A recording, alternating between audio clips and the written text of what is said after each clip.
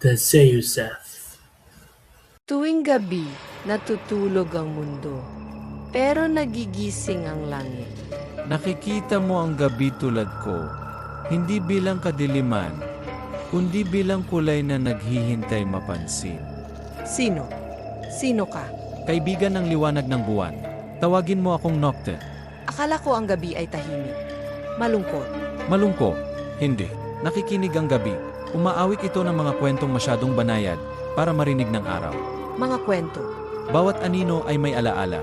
Bawat bituin, isang bulong ng panaginip ng isang tao. Siguro. Mali ang paan ko ng pagpanaginip. Walang maling paraan ng pagpanaginip.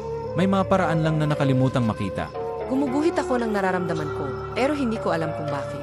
Dahil iginuguhit mo ang mga alaala ng gabi, binibigyan mo ito ng anyo. At ikaw, Nocturne, ano ang naaalala mo?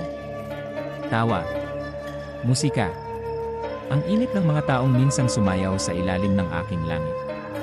Naalala ko ang saya kahit nakakalimutan ng mundo na tumingala. Teka, makikita pa ba kita ulit? Tuwing ninitian mo ang gabi.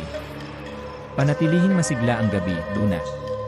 Kailangan nito ang mga gaya mong nangangarap. Masiglang Nocturne.